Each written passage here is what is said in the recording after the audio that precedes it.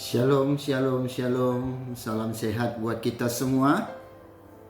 Bersyukur kami boleh kembali hadir menemani Bapak Ibu dalam saat teduh baik secara pribadi maupun keluarga dalam program Sapaan Firman Gembala. Mari kita persiapkan hati kita berdoa. Bapa Surgawi, kami mengucap syukur atas segala kebaikan Tuhan yang boleh memelihara setiap kehidupan kami sehingga kami boleh ada sampai pada saat ini sebagaimana kami ada. Kami tidak dapat memungkiri dalam perjalanan kehidupan kami di dunia yang fana ini. Ada banyak pergumulan, ada banyak godaan dan cobaan, rintangan dan tantangan. Kami harus melewati badai kehidupan.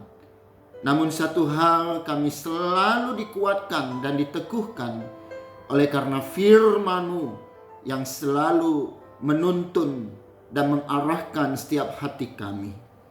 Terima kasih Tuhan, Kau terus tolong kami, khususnya dalam perenungan firman Allah di tengah minggu ini. Biarlah Tuhan terus mengajarkan kami kebenaran-Mu, sehingga dalam setiap aspek kehidupan kami boleh menghasilkan kebaikan, kebenaran, dan keadilan. Dalam nama Tuhan Yesus Kristus, Sang Firman yang hidup, jalan, kebenaran, dan hidup, kami berdoa. Haleluya. Amin. Ya, Bapak Ibu dan Saudara yang saya kasihi,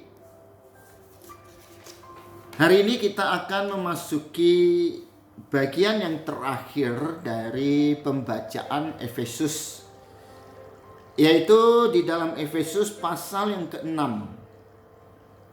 Efesus pasal yang ke-6 ayat 21 sampai 24.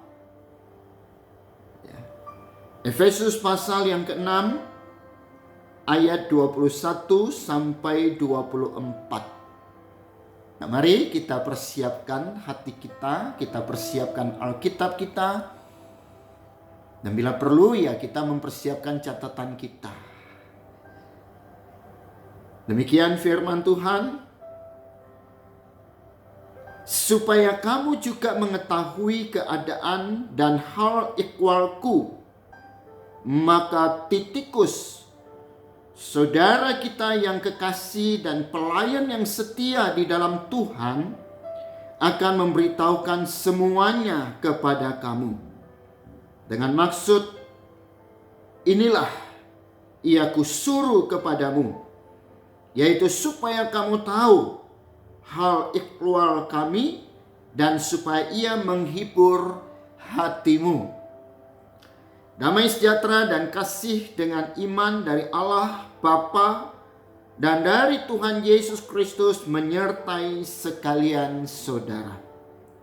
Kasih karunia menyertai semua orang yang mengasihi Tuhan kita Yesus Kristus dengan kasih yang tidak binasa. Bapak, Ibu, dan Saudara yang kekasih, ya, dalam perjalanan kehidupan kita tentu kita memiliki sahabat, dan itu sangat penting. Itu sangat penting karena kita tidak mungkin hidup sendiri. Ya. Jadi Bapak, Ibu, dan Saudara, dalam keberadaan kita, dalam segala keadaan yang kita hadapi, tentu ada peran orang lain. Jadi kita memiliki berbagai hubungan persaudaraan. Yang sering sekali saya menyebutkan dengan relasi. Relationship. Nah, jadi hubungan persaudaraan itu bukan hanya dalam kata, ya, tapi hubungan persaudaraan itu harus dinyatakan dalam perbuatan. Ya, karena memang ada istilah, kadang kita lain di mulut, lain di hati.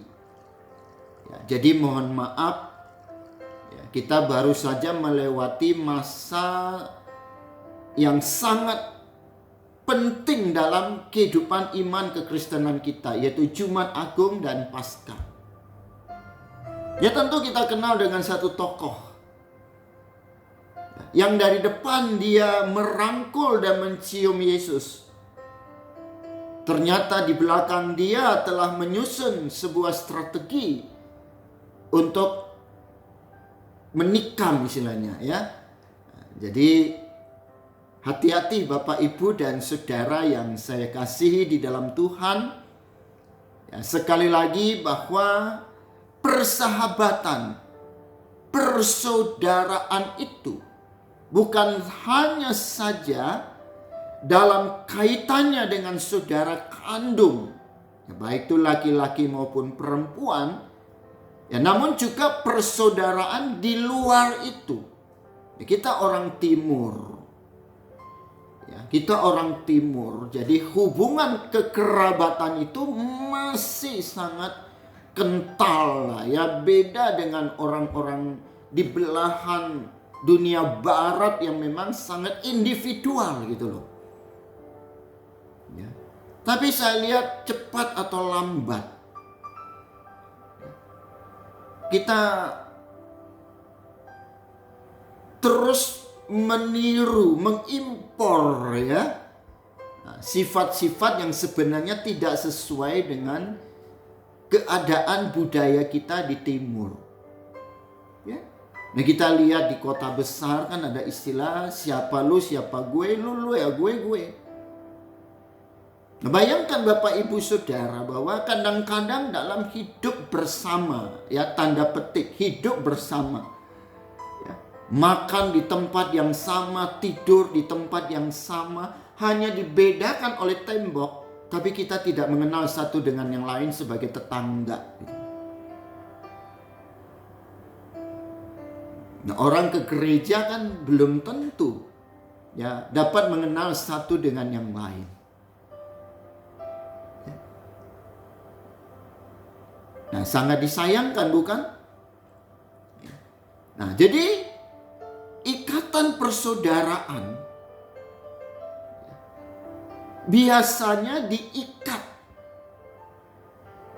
oleh kesamaan dalam hal tertentu. Apakah itu hobi atau hal lain.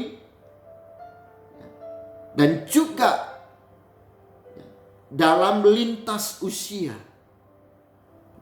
Jadi kalau di kota besar itu memang ya saya tidak melihat itu ya. Tapi kalau di istilahnya kampung, ya kampung saya itu, ya, kita bisa lihat setiap pagi itu orang-orang tua, orang-orang lansia, ya, mereka berkumpul di kedai kopi, ya tanpa diinstruksi, tanpa ada satu ikatan, ya. Tapi karena ada kepentingan dalam tanda petik, ya, ada kesukaan yang sama, ya, untuk menjalin komunikasi. Ya. Nah itu luar biasa. Ya.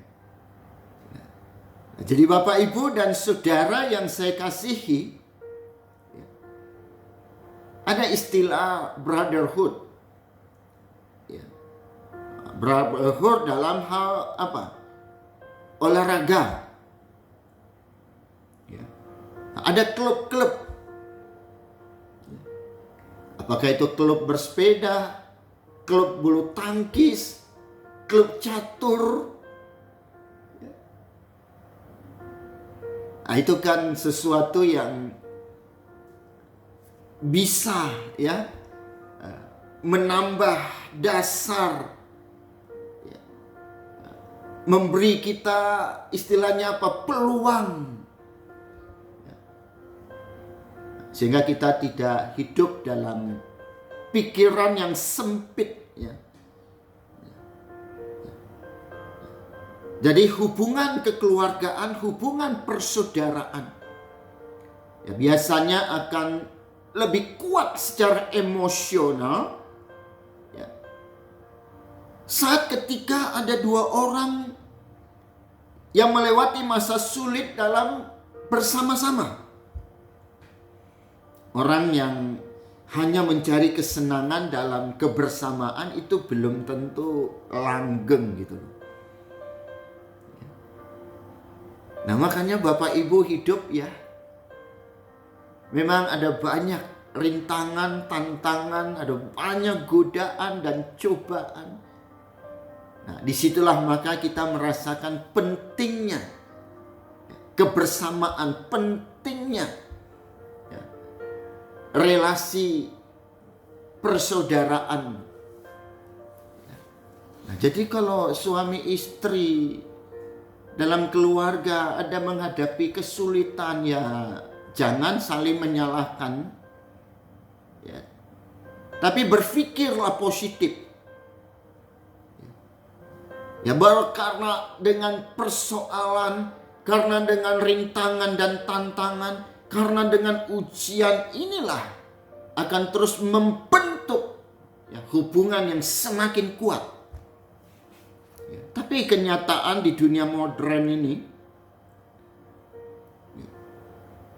justru ketika orang menghadapi kesulitan, itu menjadi sumber persoalan, terjadinya perpecahan sampai kepada perpisahan. Ya, dalam kehidupan gereja juga begitu. Ya, banyak konflik, ya, banyak pertentangan. Tapi sadarkah kita bahwa disitulah sebenarnya ujian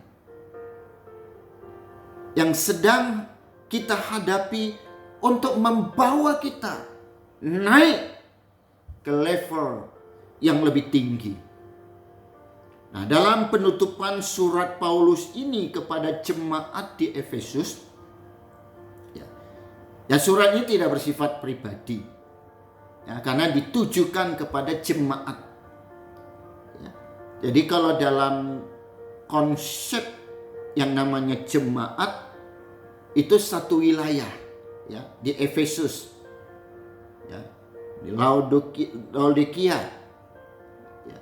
Nah, jadi satu wilayah. Jadi nggak seperti sekarang, ya, satu wilayah, ya, satu kecamatan, satu kota, ya, satu kabupaten.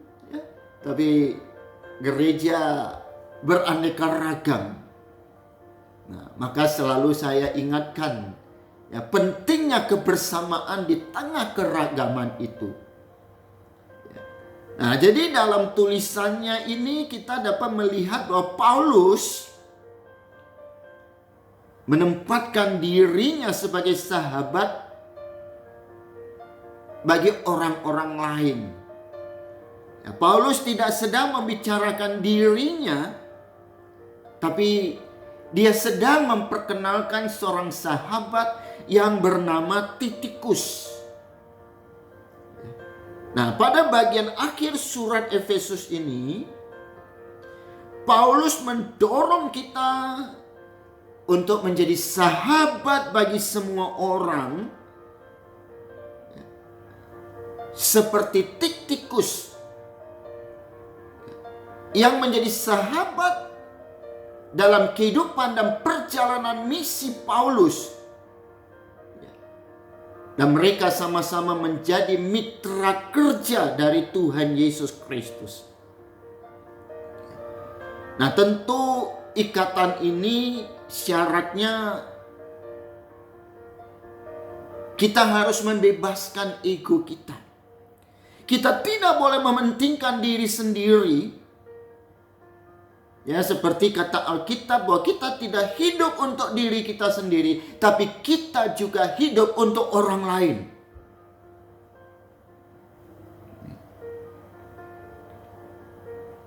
Di Titus diutus ke tengah-tengah jemaat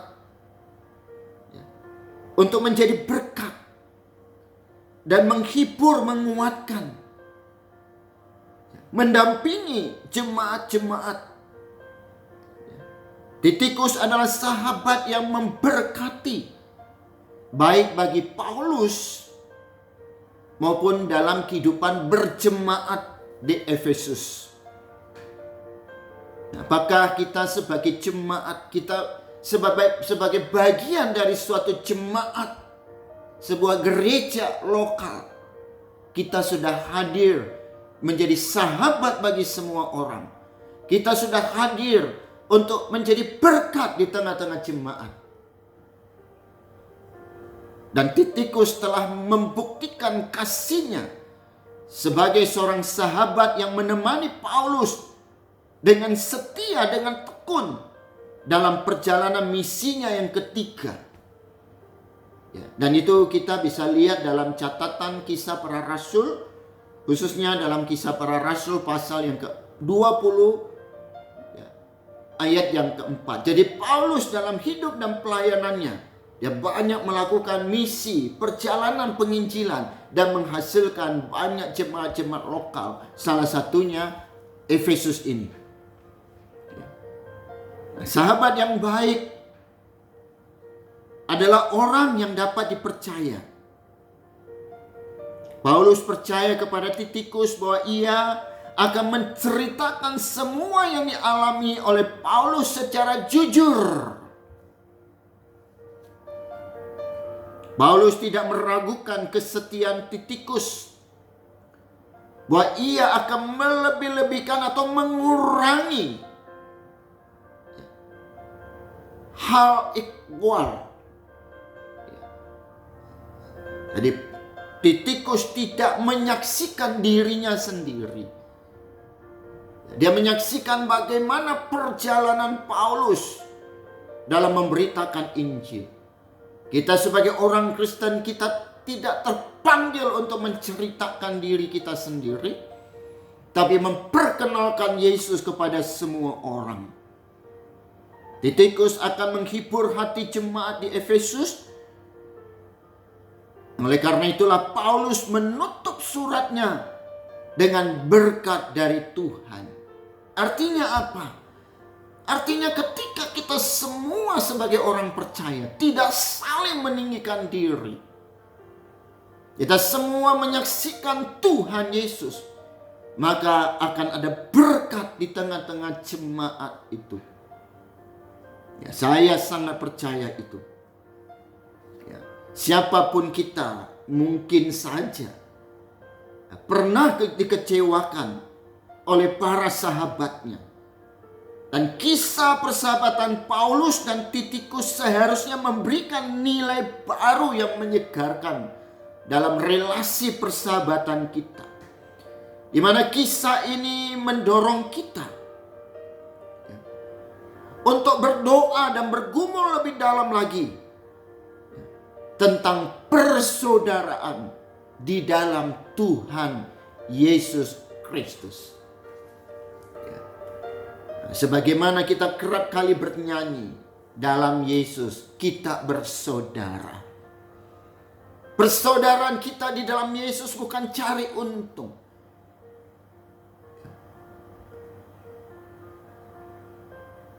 tetapi saling menguntungkan. Artinya apa? Saling memberkati. Karena bagian dari firman Tuhan berkata, lebih berkat memberi, lebih berkat memberkati. Tapi jujurlah, kita lebih senang memberkati atau diberkati.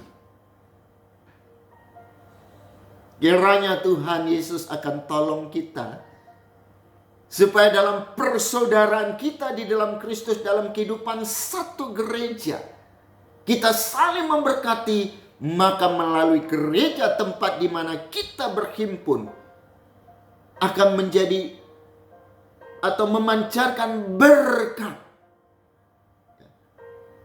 keluar dari seluruh wilayah. Jadi itu yang selalu saya gambarkan, itu yang selalu saya doakan, supaya kehadiran gereja-gereja di segala tempat itu mesti menjadi berkat bagi lingkungan tempat di mana gereja itu ada. Kehadiran kita sebagai orang percaya di sebuah pemukiman, tempat di mana kita tinggal, harus menghadirkan Tuhan yang akan memberkati lingkungan tempat di mana kita berdomisili.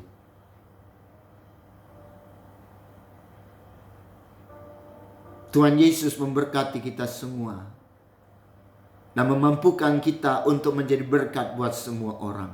Puji Tuhan. Mari kita berdoa. Segala pujian, syukur, dan hormat, kemuliaan kami kembalikan kepada Engkau ya Allah di dalam Yesus Kristus yang maha tinggi dan maha mulia. Allah yang menjadi pusat berkat kehidupan kami. Oleh karena itu pakailah kami menjadi alat-Mu ya Tuhan. Biarlah segala kehendak-Mu jadi atas hidup kami. Sehingga melalui kehidupan kami boleh menghadirkan kerajaan Allah dimanapun kami ada dan kemanapun kami pergi. Terpuji nama-Mu kekal sampai selama-lamanya. Dalam nama Tuhan Yesus Kristus. Haleluya. Amin. Puji Tuhan. Tuhan Yesus memberkati kita semua. Sampai jumpa kembali. Tuhan senantiasa ada dalam setiap aspek kehidupan kita. Amin.